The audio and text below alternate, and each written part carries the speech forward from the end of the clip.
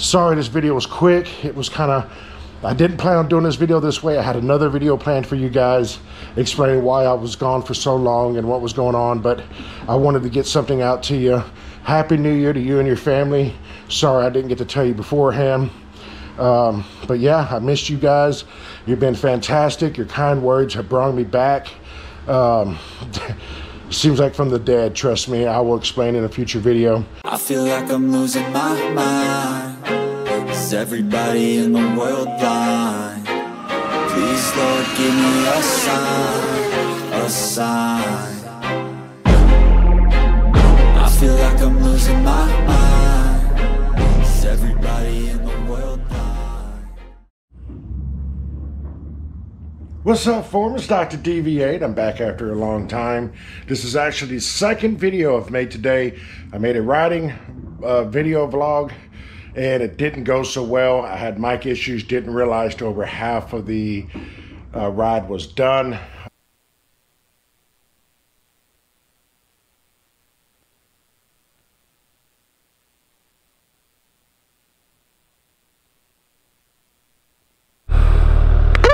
Welcome back. That was quite an episode. You guys didn't see it because it was off camera, but yeah, I fumbled that pretty bad. Ended up having to take my helmet off and everything else just to put a battery in this damn thing. So kind of lost that, so I'm pushing this video up a little bit just to get out some content for you guys that I've been promising. I know it's been a while since I've been around, but I'm going to address that in my motovlog video that's coming up soon. I'm going to get the mic fixed and we'll do that. But today I'm going to show you how I reset my service intervals on my Gen 3 Hayabusa using a neat little tool from Busadepot. It costs $45 and it sure saves you a lot of pain. This is it right here. Little toggle switch and a plug here.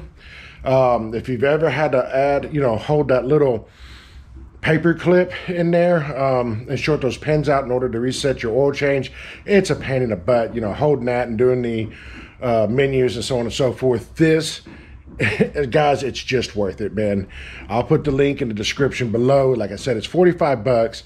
Get it, it'll last forever. You can also pull codes with this, okay? And I'm going to show you how to use it now. So, excuse me, I don't have my little stand. Take your seat off. I've already got mine undone. Okay. Here's your plug right here. So you're going to undo that. Now I'm trying to do this one-handed, guys. Like I said, I don't have my little... There we go. Okay. So, let's turn the bike on. Now this bike doesn't currently need a service yet, but I can still show you how this works, okay? So get into this menu here. I'm sure most of you guys know how to do it. If not, you go to here, see set, that's also menu, just hold it, okay? And it comes up, all right? What you wanna do is you wanna go down to service, all right? See right now, it doesn't have the reset there, okay? So if you go to here, got this little switch, we flip it. There's the reset now. Now I can reset it, like normal. Like I said, I'm not gonna reset mine just yet, but that's how you would do it, okay? And then if I flip the switch back, see, it goes away. Handy, handy little tool right here. Now let me show you another neat little trick with this tool. If you flip it on before you turn the bike on, okay? And you turn the power on the bike. You see up here? If you had any codes, it would display them right there now. All right? This bike doesn't have any codes, but that's where it would display codes, okay? Now watch, if I turn the switch off, see, it goes away. So 45 bucks.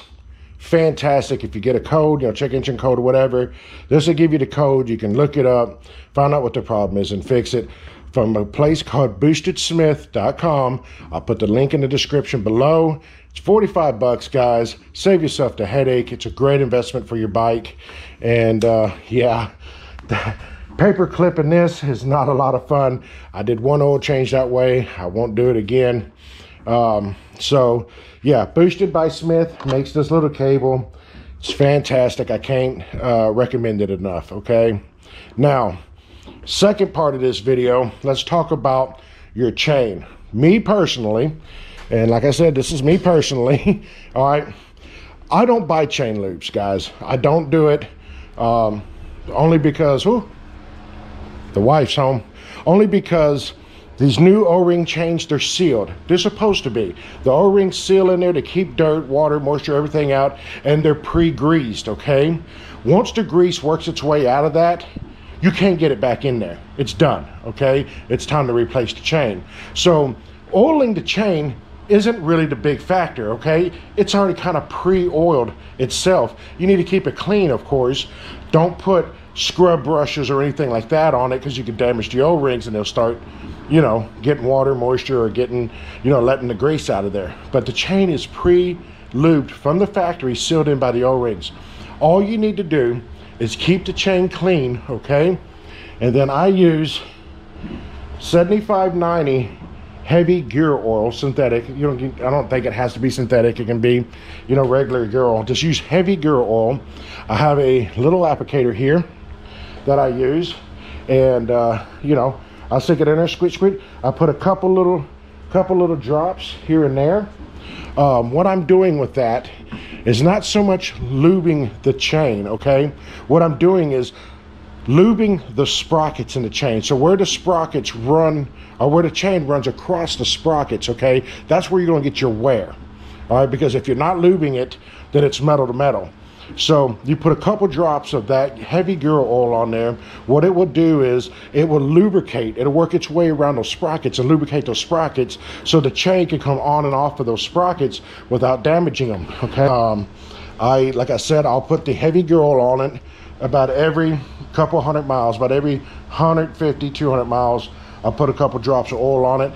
Go very sparingly with this, because if you go too much, it's going to sling it all over the bike, and of course you don't want that. Couple drops here and there, and it'll work its way around the sprockets. Trust me, this stuff gets everywhere.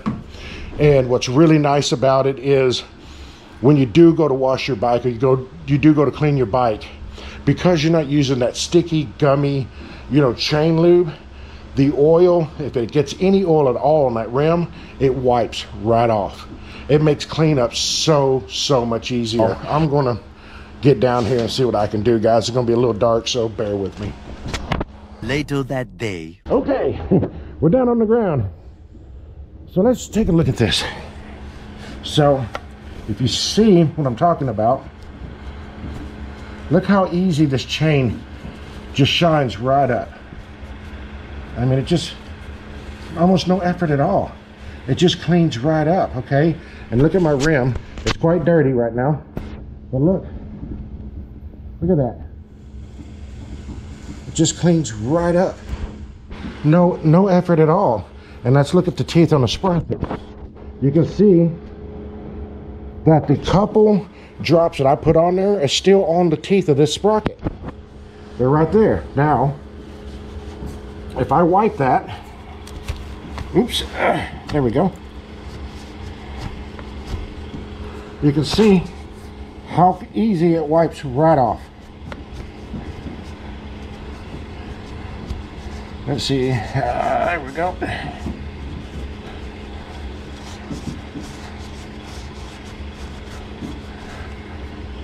Now look,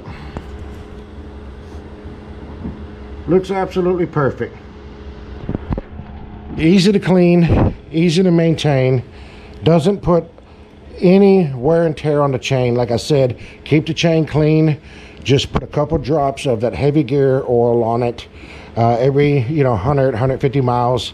Doesn't take much, just a few drops. It will work its way around, trust me. And you'll find out that your cleanup is so much easier. I can sit here with a rag and get a rear stand and spin a tire and clean the whole chain and sprockets in just minutes. And the rim just wipes right off. Cleanup is so easy with it. Now, if you do put too much on it, it will get on your bike, okay? And the most likely place you'll see it is right there, as you can see. But like I said before, cleanup is so easy with this stuff. So easy. Trust me, this works. I wouldn't tell you guys if it didn't, okay? This is what I do. It has served me well. The bike tends to, the hardware holds up very well with it. If you just do what you're supposed to do, keep it clean. Don't tear the O-rings up when you clean it. And a couple drops of oil here and there. That's it. Now, once the chain starts stretching, once it starts getting, you know, where you're having to adjust the chain, that's a good indication it's time to replace the chain. The O-rings are breaking down. The chain is losing the lubrication that's inside of it, because that's how it builds heat, okay? Chains stretch from heat, not the power of the bike, trust me. I know we all like to think our bikes have all this power, but the power isn't what's really stretching the chain, it's the heat, okay? If your chain's getting hot and it's starting to stretch a lot, that's a good sign that it's time to go ahead and replace the chain and put a good quality O-ring chain in there and continue doing what I'm telling you to do. And you should be fine. Well, that's it, guys. Sorry this video was quick. It was kind of, I didn't plan on doing this video this way. I had another video planned for you guys explaining why I was gone for so long and what was going on, but I wanted to get something out to you. Happy New Year to you and your family. Sorry I didn't get to tell you beforehand. But yeah, I missed you guys. You've been fantastic. Your kind words have brought me back. Seems like from the dead, trust me. I will explain in a future video. 23 was a very hard year for me, and exiting 23 was even harder. But that's in the rearview mirror now, and everything looks small in the rearview mirror, guys, so we're not going to let it control us. Looking forward to a great 2024. So until next time, keep it upright, be safe, and peace.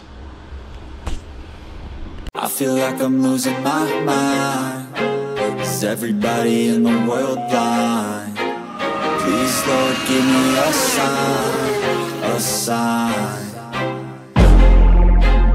I feel like I'm losing my mind. Is everybody in the world